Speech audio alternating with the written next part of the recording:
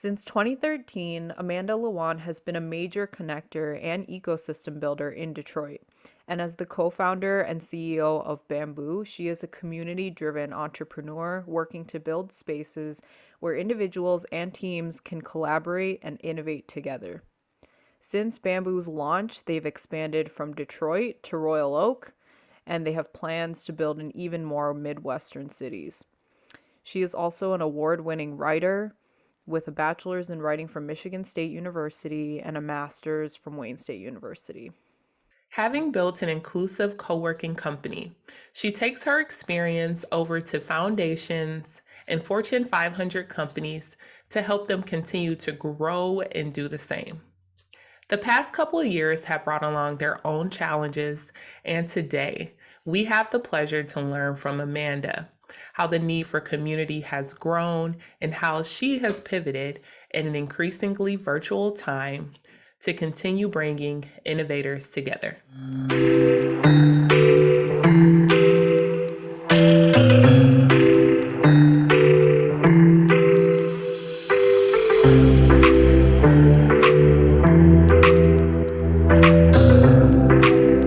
Amanda, welcome back to the Founders Roundtable. How are you? Good. Thanks for having me. Yes, thanks so much for coming back. And I know a few things have changed since we talked last. I mean, somebody's becoming a new mom in about 6 to 8 weeks.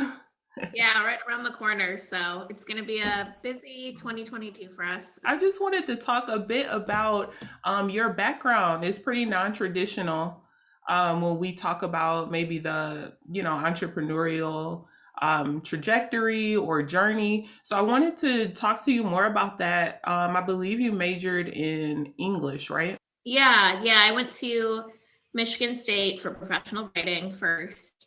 And at that time, I just didn't know what I wanted to do yet. So I thought I'm going to go to grad school for 2 more years. Always been a creative writer. So I still write on the side. That's a huge creative outlet for me. And then I just got really drawn into the Detroit ecosystem. Like there seemed to be so much happening and a good sense of community. And along that path, made a few friends and we started Bamboo, which was just a small co-working space idea. That was 2013. But yeah, I did not go into school intentionally thinking I would start a business, which I think is totally fine because you learn creative thinking and how to operate in different ways. And especially in our community in Detroit, there's a lot of resources to help you. So I was able to go through stuff like the Goldman Sachs business program for free and for small businesses. And so I picked up other things along the way while I was operating and getting going. Well, I love that you mentioned around that time, 2013 or so, when you really started making an impact in Detroit. Because when Monica Wheat was on, she mentioned that there was such a large gap in what Detroit was missing as far as the resources, for entrepreneurs. So I know we'll touch on different projects you started and worked with Monica Wheat a little bit later, but I wanted to know if you could kind of share like what were some of the gaps that you thought was missing at that time that really helped you understand what we needed and why you formed Bamboo. Yeah, actually at the time there was no co-working space downtown yet. I think there was like one coffee shop open. And so there really wasn't places to go while you were networking to go work on ideas together, work with like-minded peers and professionals. That was kind of missing when we started Bamboo. And then very quickly, a handful of co-working spaces popped up. So it was very new at the time still in 2013. But we really just wanted a place where people felt like they could come, work on new ideas together, network, and feel a part of something. And so that was what I think was missing. And we were also founder led. So it was a couple friends who were also founders and creative freelancers. So I think that created like a sense of authenticity. And a diverse team from the beginning too, which I think helped create that sense of inclusion from the very beginning, which was very important and helped set a good tone for us. It's kind of that obvious that there wasn't a co-working space to go to yet, but it was still really, really early. And now we have a much more like developed ecosystem, which is good. Right? Yeah, absolutely. I think too, since entrepreneurship is so lonely, having a co-working space is so needed. And I think what we've seen just in the wake of COVID, we've seen this shift from the 9 to 5, you know, environment with employees, and people actually understanding that, hey, I feel good working from home. This can be remote. I can really form my own type of schedule, that really works for them. So I wanted to know if you could share more about how Bamboo has pivoted during the pandemic, during the 2020 and 2021 shift there, because you guys also opened up another location. So how did that really work for you?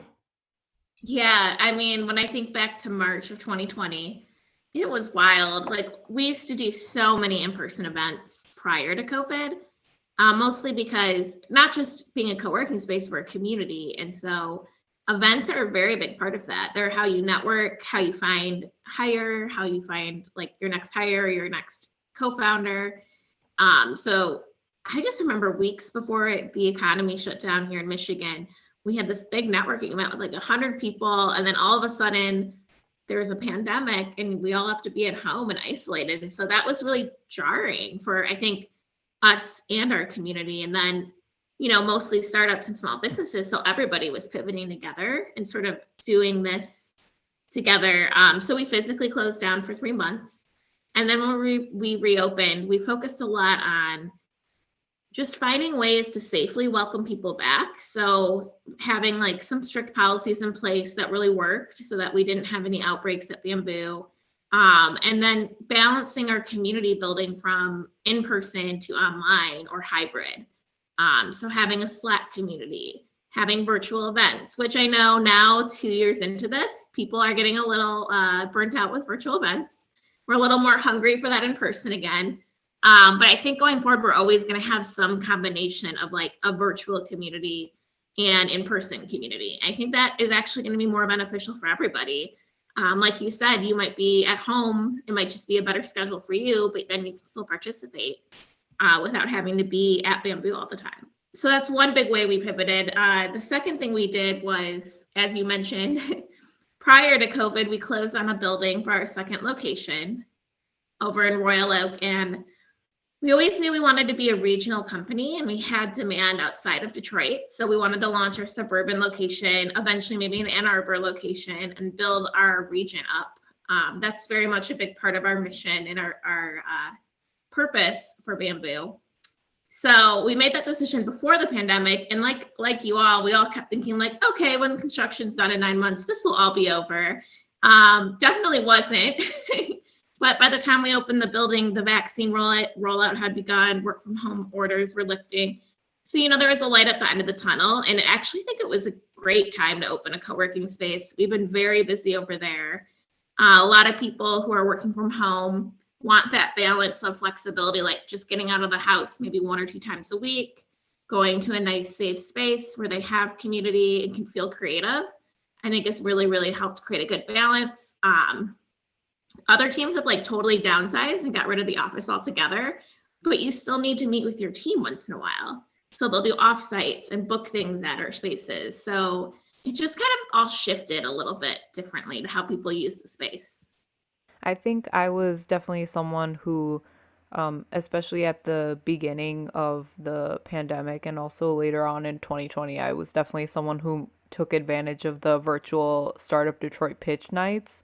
So it was definitely really great to have that virtual community. So, yeah, while I think that people are definitely aching for that in-person connection, I think it'll definitely be really nice to have that as an option because I did notice that people who weren't only from Detroit or the Detroit startup ecosystem were joining. They were from different schools that were outside of Detroit.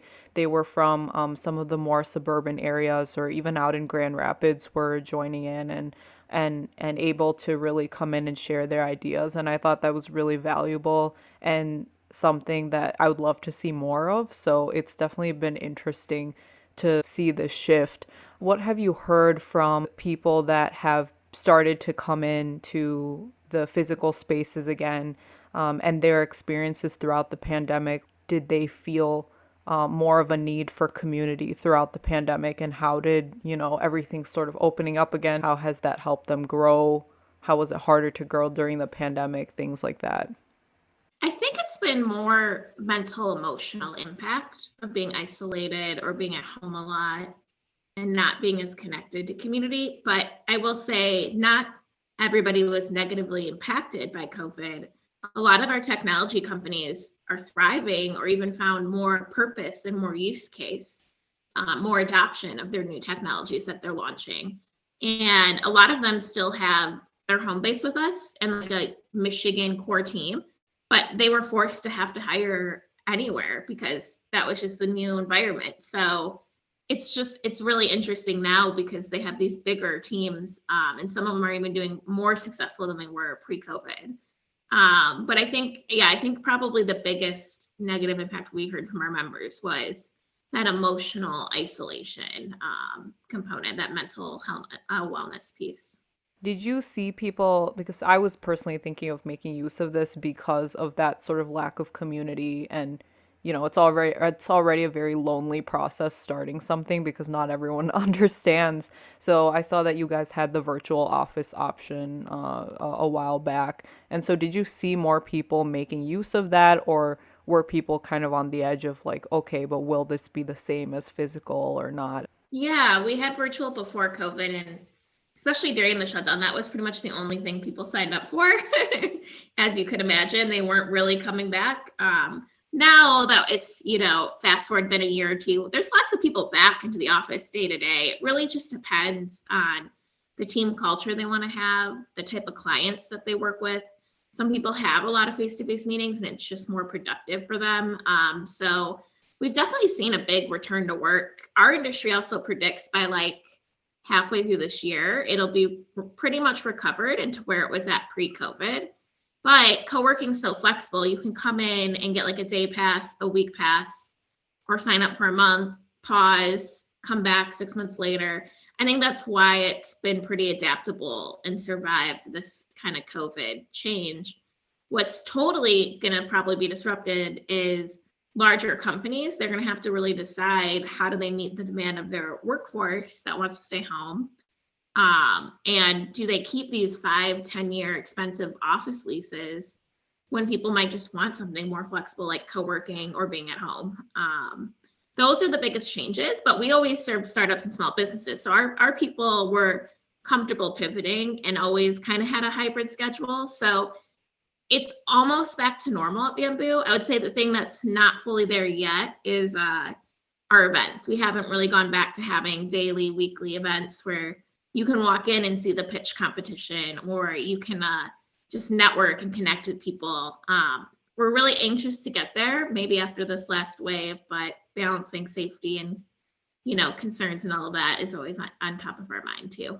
On the community side, I think we're just always going to have some virtual programming. Like, we do virtual calls for our founders once a month so that they can connect and support each other or meet other people in the ecosystem. And those have been going really well. But we're kind of in planning mode for the year ahead. So haven't figured out just yet what we're going to be focusing on programming wise. But I can't imagine not having some virtual options anymore. It's just too convenient and easy for people. Right now, I'm working with Wayne State to plan a conference, and it was supposed to be in person. And now we're actually thinking about just creating like a series of virtual workshops, how we would have had in like that 1 day event. As you guys are about to start your planning stages for next year, have you all thought about maybe doing a series of mental health and wellness workshops? Just because we see so much of the isolation and how much it deeply impacts entrepreneurs who are constantly setting these extremely high expectations for themselves that no one else put on them, but putting just so much on them. So I wanted to know, is that something that you guys think you may consider as you strategize for the next year? Yeah, so how we approach community building, and this might be helpful if there's anyone listening that is trying to build a community around their brand, is we really listen to our community and let them weigh in. So every year, especially towards the end of the year, we do a deep dive survey and even just like an open call just to get a gut feeling on like what is top of mind for our members right now. And then we take that input to design our next year's programming. And usually we come up with a couple themes or pillars. I don't know if wellness will be one yet, but it was a top, like I would say, top 4 choice out of types of events. Happy hours are always number 1, even though it's COVID and we really can't go to bars as much. But wellness is definitely of interest for our members. So it'll probably be in there somehow. And we have like a wellness Slack community too, because some of our members specifically work in wellness, whether that's coaching, therapy. We have a physical, why am I blanking? She does massage therapy at Bamboo at one of our locations. So we have like a variety of like holistic members available to support the rest of our members. And so sometimes community building is listening and then curating what people want that year and making those connections, besides just the programming too. Over the last few weeks, everyone that we've spoken to, and Isha, let me know if I get this wrong, but I believe they've mentioned just customer discovery each time and just making sure you're connected with the community that you're actually working towards supporting, because many times as entrepreneurs, we think we have came up with the biggest solution and it will be perfect, how we're going to pitch this. And then when we actually hear it back from either the beneficiaries, if it's a nonprofit, or our customers, we have to switch a lot of things up. So I'm just happy that you mentioned that, because it's easy for us to get kind of like this narrow focus, you know? And with COVID, so much is changing so quickly. Like what they might have responded to the survey a year ago is totally different now, right? And so it's not just about, oh, I talked to my customers 3 years ago when I was first starting. I think you have to constantly keep some sort of open communication and dialogue with them. And it's more fun if they're co-creating with you. I mean, Yeah. you're launching a product that they don't really need, or you're investing a lot in a feature and you find out, oh, that's actually not the biggest pain point, then it's not as helpful and you're not going to be probably as successful. So yeah, I think it's like constant communication too, and keeping that open with your community or your customers. Yeah, it is. It is. And being comfortable with constantly pivoting. I found that out just during COVID when, with my business, talking to these companies who want to impact community, most of the time they're not sure how. So we went from in-person events where we'd have them like packaging boxes of full-size essential items like hygiene products, to then saying, okay, let's pitch you virtually and let's work together and figure out how we can actually still deliver boxes. So it was literally me and volunteers going out after the companies purchase the items, and then just us distributing them because their employees can't come out, anymore.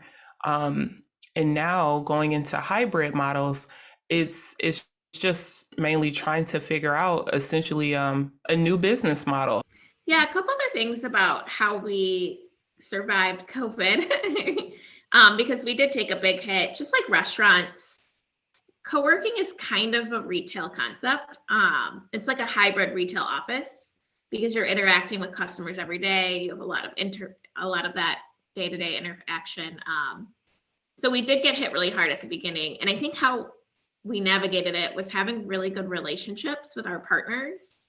So, not only landlords, but vendors, contractors. We had just finished a bunch of construction and opened a brand new floor in Detroit, like probably 30 days before we were forced to close. And having like that good relationships with your customers too, because then, you're all in it together. You're making all these changes. Everything then was like changing week by week, like news of the virus and what you should do. And having those strong relationships made it easy to continue trust, really, and ask for flexibility while you're navigating the situation as well. So that was really important. And then going back to our core values of community. So realizing space is just one thing we sell, but we also are a community. So how do we support them the most right now? And how do we keep them feeling connected? So that kind of drove our pivot, those two things. I wanted to ask you, because on a personal level, obviously there was there's a lot of changes happening, and with the whole pandemic, how did you sort of stay afloat? And especially, I think Dominique and I were both wondering, with you also being a writer and that being a huge part of your life, how did that help as an outlet, if at all, during the changes of the past 2 years? It was definitely hard for me at first. I'm an extrovert. I don't know if you can all tell. I really miss all of our events and seeing everyone. Even now, we just don't have as much activity as we did pre-COVID, but I think we'll get back there soon. So I'm not too worried about that. But it was hard being an extroverted and being kind of like locked up in the house. And it was stressful. There was a lot of fear. You didn't know what was going to happen. Back then it was like you're shut down for 2 weeks, then 2 more weeks. And so not being able to sort of control or know the ending is really difficult. But I think reminding yourself that you've probably been through difficult times where things have happened that have been out of your control and you've been through that before, I think that can be grounding. And then, yeah, because I couldn't physically go to Bamboo, my day job was a little slower. So I did get to do a lot more writing. And I think that helped ground me too, having that creative practice that makes me feel really good. So for some people, that could be journaling or exercising or meditating. Writing is that for me. And so I was able to definitely do a lot of that during the shutdown and those first few months. But yeah, it wasn't easy. But then I think once we did more things like this, where you realize, well, we're still together, we can still be connected, that was helpful as well. Like setting up some routines and some structure as well. Are you working on any special writing projects right now that you're Just a excited lot about? of short stories and novel ideas, nothing finished. So still polishing it and then getting it out there in the world. But yeah, I'll keep you guys posted when I have something finished and live. Yeah. We talked about just the human connection and how powerful it is. I agree with you because I'm about to buy a puppy, Amanda. I got to do something because I'm like, I was just used to go, go, go, go, go, or, attending different events. So to be isolated and then now going into a new year where we're still canceling, events, it can be a lot. So I definitely understand where you're coming from. So with the rise of all these changes and COVID, we see, like we spoke about with the tech companies, how they're constantly changing and actually doing even better. So we know that, you guys offer at Bamboo virtual options, but with the rise of the metaverse and all that it is, we wanted to just talk to you about, where do you see these virtual co-working spaces going? Where, I mean, will we wake up, you think, in a few years with like VR headsets? Like, what are you kind of thinking? What will that look like? I don't know. That's hard for me to predict. I think anything the past couple of years has been hard to predict, really, right? We've all thought probably that we'd be through the pandemic by now, and we're not. Yeah. So it's hard to know. I just think the biggest things that I could predict from the last few years are that in person is still needed in some capacity. Yeah. So even if you're fully virtual at a company, they may do an annual retreat once a year or something to build that relationship, because you do need human interaction, face to face. And then flexibility, I think, is going to be really key. And trusting and supporting your team members. I think that leads into this like whole hybrid and remote world. But yeah, I don't know how far people will go into virtual co-working. I've seen some concepts, and I think some of them have a little traction, but I don't know if it's early and that's going to be like the next 5 years, or if there's still going to be, a need for the rest of the other ways to work and interact. I think it'll likely be a balance. I think so. I think a balance would be good. And I do like the hybrid models as far as most companies, going in that direction. I think the hybrid models are good because it still allows you to feel that you have a sense of ownership of your life versus many times when we are running around so much, it's like we're not living life. Life is living us, so to speak. We're letting life take control. So yeah, I do think it's hard to predict. I see a lot of people talking about, I mean, if we were to all start moving towards a 4-day work week, doing, alternating days remote, alternating days in person, and then obviously building a company totally in a remote fashion is very different and very difficult. I think about that a lot because I think that might be something I end up doing because so far everything I've done has been remote since we started during the pandemic.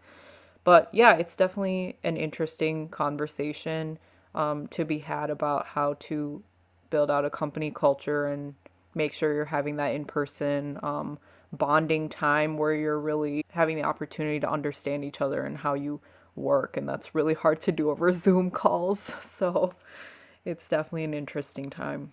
What we want to go into next in our discussion is talking about putting people first. Some of the other co-working companies that have kind of come out as not doing that in the past few years, I think I mean, obviously there was the whole scandal with the WeWork IPO and whatnot and the founder, and then also the Wing having a huge inclusivity problem.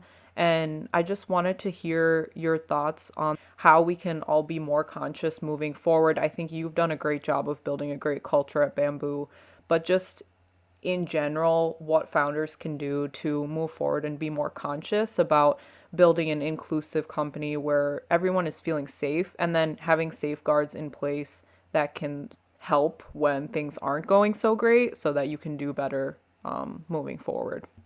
Yeah, that's a great question. And I can't speak to those other situations. But what worked for us was really starting with diversity and inclusion as a core value from the beginning. And that came partially from having a diverse team at the beginning, which is important. And I encourage, I mean, I even see it now. A lot of our, some of our African American founders pair up together, and some of our white founders pair up together. And because you're starting there, you might not naturally attract as diverse of a team. You'll start with your network and attract people who look like you. And so thinking about that core, I would say, especially the first 10 people you hire, that just sets a tone for everything going forward. So we're really conscious of that, and partnering with diverse like people. Like, we're in a Black-owned building in Detroit. Most of our vendors are Black-owned and women-owned companies. And so even though we're a small company, we know we can make an impact in a lot of other ways too. And bringing those partners in as well is important to us. But actual culture, I know it's really hard. You have to care about it. It has to be a core value. I think it's easier if it's built in from the beginning than to make the change later. But there's so many people now investing in this space. I think that's one good thing that came from the pandemic and some of the crises we experienced, is that people are realizing that they value that more. And so there's a couple of businesses at Bamboo that help companies analyze their D&I and like change their culture and make it better, make it more accessible and inclusive. Something I've noticed in our team is that people have a lot of like past workplace trauma. Like, when they come work with us, they're not used to not being micromanaged and trusted, and allowing them to dress how they want and be who they are. And I think you should want to hire people for who they are and have them bring that sort of like cultural contribution to the team. That's much more authentic. And if you feel like you can be accepted for who you are, you're going to perform 10x than if you feel like you have to change or hide something about yourself. So I don't know, that's just something I've been reflecting on recently, because I've been hearing stories from team members we've hired about that. And it's wild to me. I think, so even just remembering, even if you have a good culture, like, you might have to help your team members break old habits of like not being their full selves because they've had bad experiences in the past too, So many different situations or experiences that I've had where you feel like you're going to work and you have to wear a mask, especially in the corporate environment. And during what I was going to say this past summer, but I believe it was last summer, how time is moving so fast.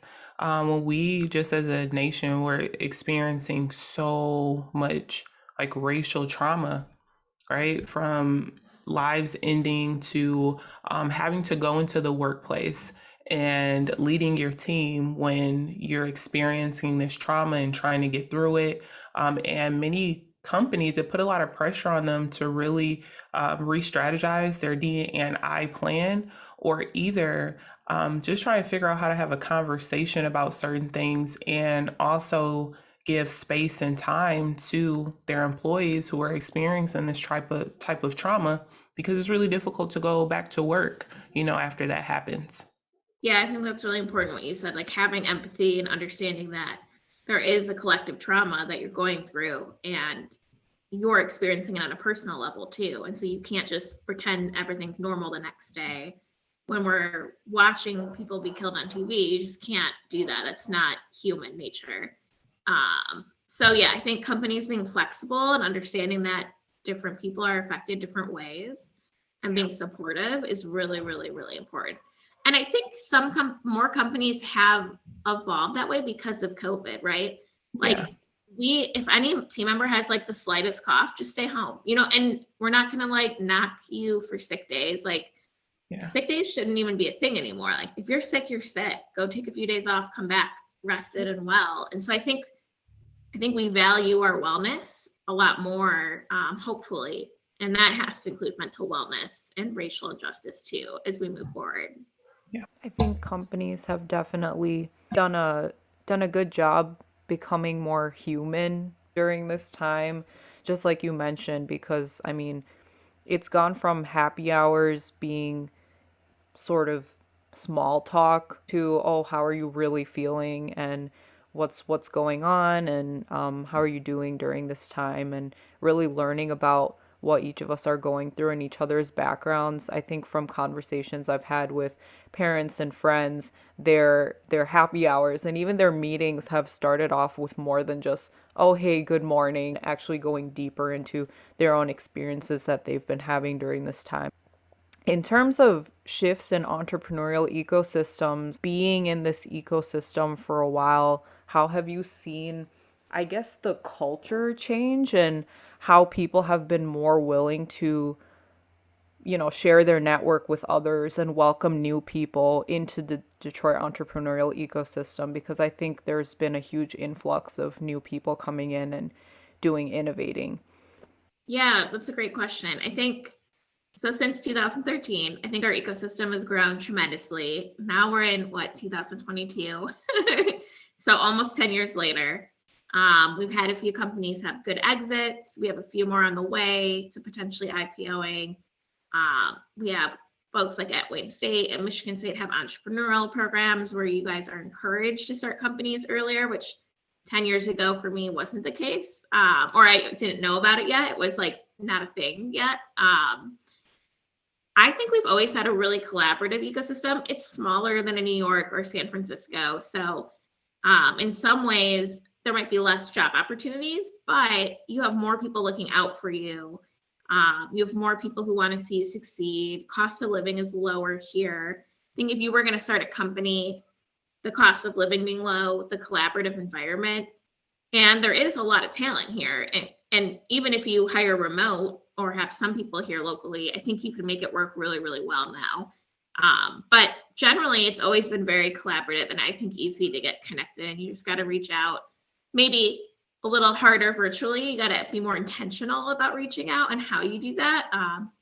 But I think people are always willing to connect.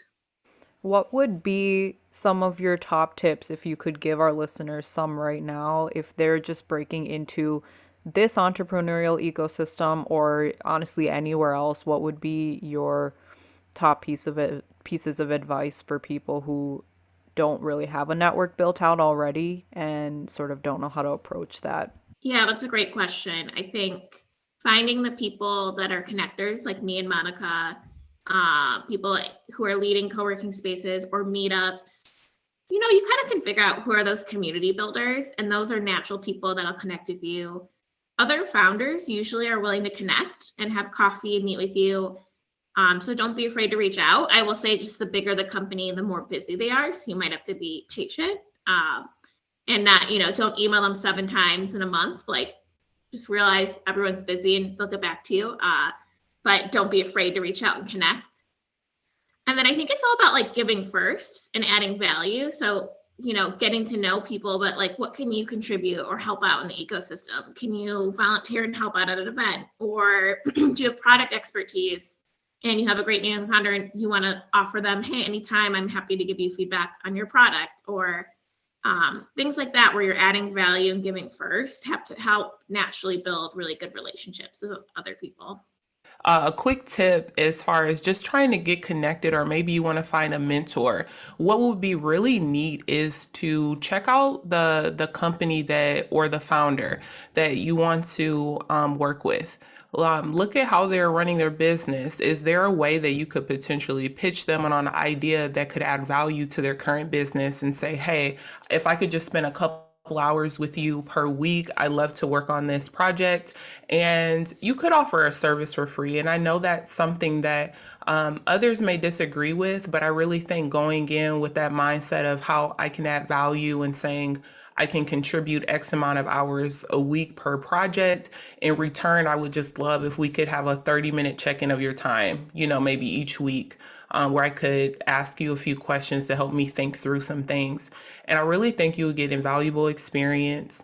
And it'll also help you shape how you can put together your own pilot program for your business. Or if you're selling products, that's going to help you understand things about different profit margins and how to properly price your product or service. So just a quick tip there. Between ideation, launch, growth, I wanted to talk to you about what's been the hardest stage of entrepreneurship that you've seen entrepreneurs really struggle with making that transition? I think all of it's hard. You're on a special journey that will have really high highs and really low lows. Product market fit is one of the first things you need to figure out, and that can take a while. I think people think that when you're designing the product, you're going to find those first 100 customers within like a few months, but it could take a year. It could take some pivoting. You could scratch that whole product and re-envision it and be in year 2 or year 3 before you get like some really good product market fit and traction. So that's one thing I've noticed, is that early stage can take a while, more than people I think realize. First time founders tend to focus a little more on product. Second time founders focus on channel. So they may have a product idea, but they're already thinking about who's going to sell it for them, who's going to be a big strategic partner, who they're going to launch with. So they're getting that initial traction, like it's like from the get-go, really. So that's one thing I noticed that could be a little different. And then I think there's that whole building that culture and transitioning from being those like couple founders to being an actual team. And I'm sure that happens throughout a company. I have not been at a company that's grown from 1 to 100 or 1,000. I've always been on smaller teams, but I think there's a lot of change that happens in all of those stages. And some people you start with may evolve with you and grow into different roles, but not everybody. Some people might not be able to grow into some of those roles. So I think that can be challenging too, is keeping that good culture and like making sure you're growing people, but open to new people that need to come in as well to keep the company on track. And that's where having a good board or like some good mentors and advisors can really help you as well, because then it helps steer you as you're steering the company. And I think that was a really great tip too, of having advisors, a really great advisory board, and just a board in general to really help you with those decisions. I think the mentors that I've had have really helped a great deal. And having some time to at least come together quarterly to really help you strategically, I think is huge, because most of the founders that we met are visionaries. And just like we have to pivot from which stage we're in as far as ideation and launching and so forth, I think we really do have to think about, okay, even though I'm a visionary, what are some things that I need to do to be a better leader so I can make sure I'm here to support my staff? And then also, who do I need to bring in operationally to make sure that this is still going? Because who I started with may not also be, the best support and help to finish. We wanted to ask you, this is something we talked about a few months ago, but just really aligning with purpose. And we know you'll become a mom soon, And we just wanted to know how do you define your purpose? And has it been like a constant evolving shift for you, or do you have like mantra? Can you tell us more about that? Yeah, I think I don't remember what we talked about a few months ago, but I think purpose stems from what you're interested in, and Yeah. what you're interested in leads to your passion. And for me, I think looking back, I feel like my purpose is to bring people together. So to creating unity and more empathy in the world. And the way that I work are just channels to do that. So one channel is Bamboo, and that creates community. And community has the word unity in it, right? You're more together and united. And then art, I think, and writing can do that as well by creating. It's a little superficial to say, but I think does help create more empathy and understanding in the world when you read and understand other people's experiences and stories, even if they're fictional. I don't know if how I discovered that, just kind of through the years doing work, but like this discovering I was interested in entrepreneurship, which then turned into one of my passions, helped me kind of go down that way. So if you're someone who's thinking, I don't know if I have a purpose, I don't know if I have a passion, I start by like following your different interests and seeing where they lead. Ooh, I like that because I think I see myself as a connector as well. Um, and for me, while I was home during COVID, I found myself, like many people, kind of hopping off one call to the next. And it really made me think and spend some time reflecting on like, what is it that I really want to do? And are these channels really helping me like lead to my ultimate why? Right. So it really helped me figure out like, hey, if an opportunity comes along, but it's not really aligned with social entrepreneurship, connecting with other founders or resources, then it's something I need to spend a little bit more time on thinking. And if I want to give, my effort, time, and energy towards it. So I like how you broke that down for someone, and I think it'll really help them understand, if that you can live through your purpose in different channels, and it doesn't have to be this one thing. And I also think that we sometimes look at things like it's either this or that, but with your channel analogy, I think it really helps for people to understand you can be this and that. It doesn't have to be an or thing, right? Because that puts so much pressure on us to make sure we're always defined by this one thing versus being several things in the same space. Yeah, I think that's great. And sometimes your purpose might evolve and change, but you might have certain core values that also help you navigate it, right? Like it sounds like yours is connecting and social impact. So those help you say yes and say no to what you want to do next and what projects and what people you want to collaborate with, which is great to know early on. But 10 years from now, you might be drawn to a different type of social. You might be more Yeah. focused on one thing.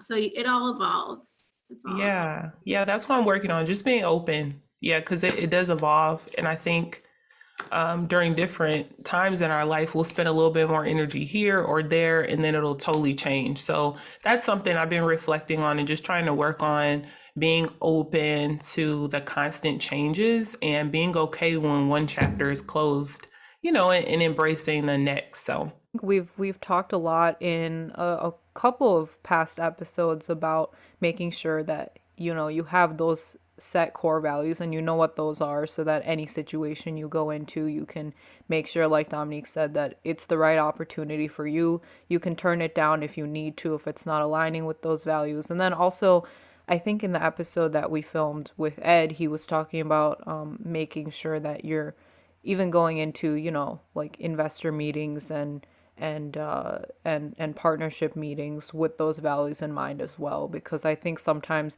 even in the fundraising process you can get so into, okay, like I need to raise X amount or whatever, if that's the road you're going down and you are raising money, that you sometimes don't make sure that the people that you're raising money from have the same values as you and as your company.